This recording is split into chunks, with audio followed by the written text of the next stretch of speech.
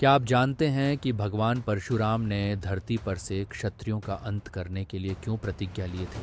आइए जानते हैं। राजा कार्तवीर्य अर्जुन को पता चलता है कि आर्षि जमदग्नि के पास एक गाय है जो हर इच्छा पूरी कर देती है। इसलिए वह ऋषि जमदग्नि के आश्रम पहुंचता है और कहता है, ऋषिवर, मैंने सुना है आपके पास कामधेनु नाम की दिव्य गाय है जो हर प्रकार की वस्तुएं उत्पन्न कर सकती है।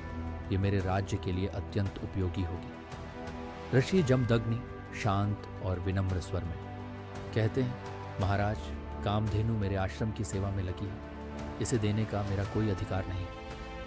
ऋषि जमदग्नि कामधेनु की सहायता से राजा और उसके सैनिकों के लिए भव्य भोजन का प्रबंध करते हैं। सब उनका सत्कार करते हैं। कार्तवीर्य अर्जुन लालच से भरा कहता है, यह गाय तो मेरे राज्य के लिए सर्वोत्तम है, इसे मैं अपने साथ ले जाऊंगा। आर्षि जमदग्नि विरोध करते हैं, लेकिन कार्तवीर्य अर्जुन और उसके सैनिक बलपूर्वक कामधेनु को चुरा कर ले जाते हैं। दृश्य 2।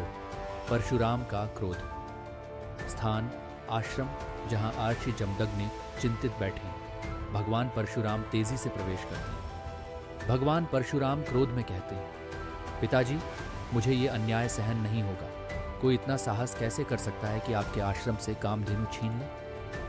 आर्षि जमदग्नि बोलते हैं, पुत्र, हमें शांति और संयम से काम लेना चाहिए। भगवान परशुराम कहते हैं, नहीं पिताजी, यह अन्याय माफ नहीं किया जा सकता। मैं कार्तवीर्य अर्जुन को इसका दंड दूंगा।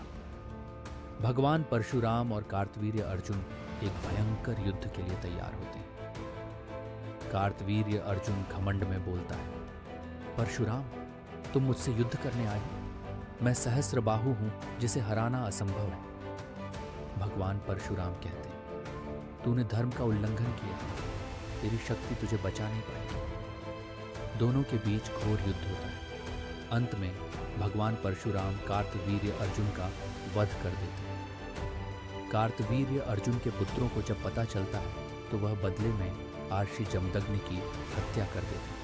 भगवान परशुराम वापस लौटते हैं और पिता का शव देखकर क्रोधित होते हैं। भगवान परशुराम, पिताजी, ये कैसा अन्याय है?